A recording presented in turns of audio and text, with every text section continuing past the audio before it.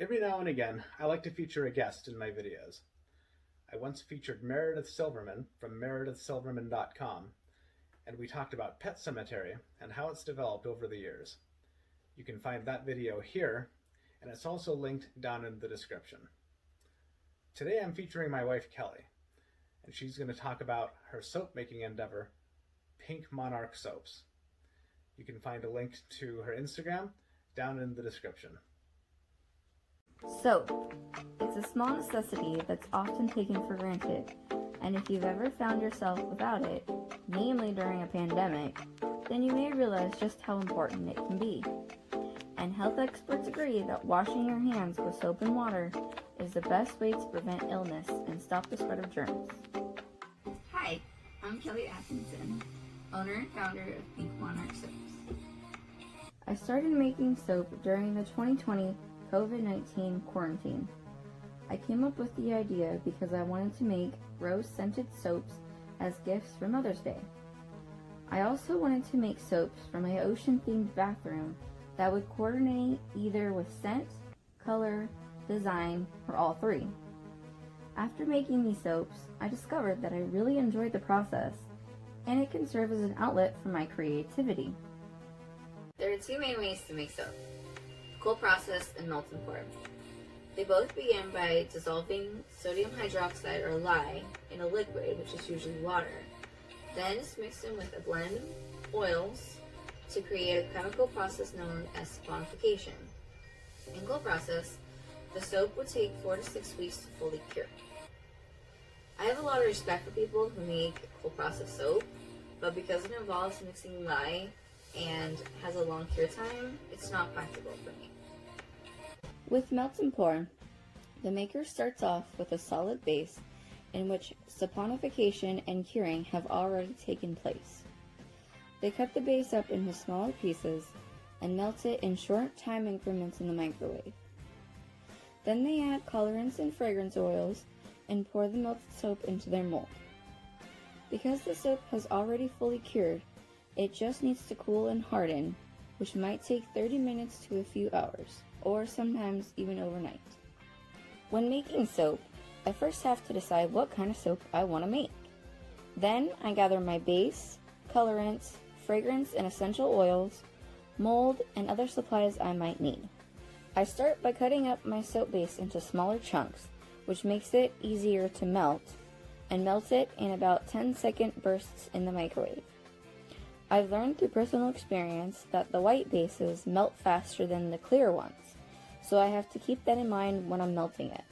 For this soap, I'm doing a layered technique, so I'm making 2 separate batches, one white and one clear.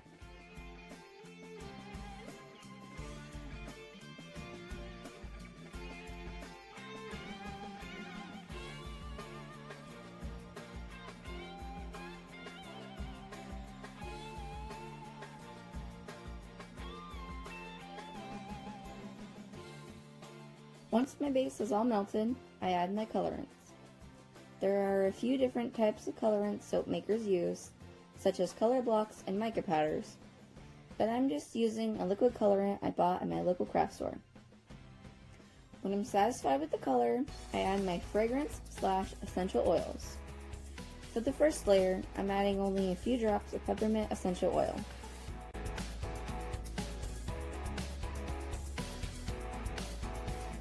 It smells and looks good, so I'm ready to move on. Before I pour my soap into my mold, I spritz the mold with a mix of 99% rubbing alcohol and Everclear. This is to get rid of air bubbles that can distort the design. Now, I pour the first layer into my mold and wait for it to harden. I spritz again to get rid of bubbles. Since I'm doing layers, I want the first layer to fully harden, so it will support my second layer. For the second layer, I want it to remain white, so I'm not going to add any colorant. I want it to have a vanilla mint scent, so I'm adding my favorite vanilla scent, Vanilla Select Fragrance Oil from Brambleberry. I'm also adding an equal amount of vanilla color stabilizer. Fragrance oils that contain an amount of vanilla in them tend to discolor white soap, so adding the stabilizer helps to prevent this. Next, I'm adding a few drops of the peppermint essential oil to make it smell really minty.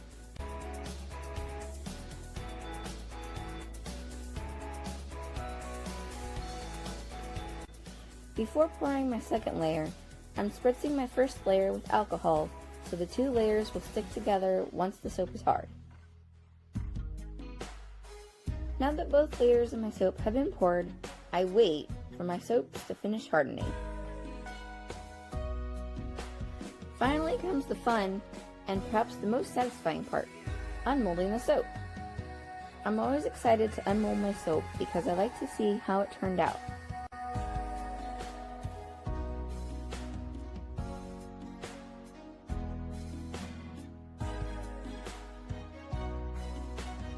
After my soaps are unmolded, I wrap them up and add a label.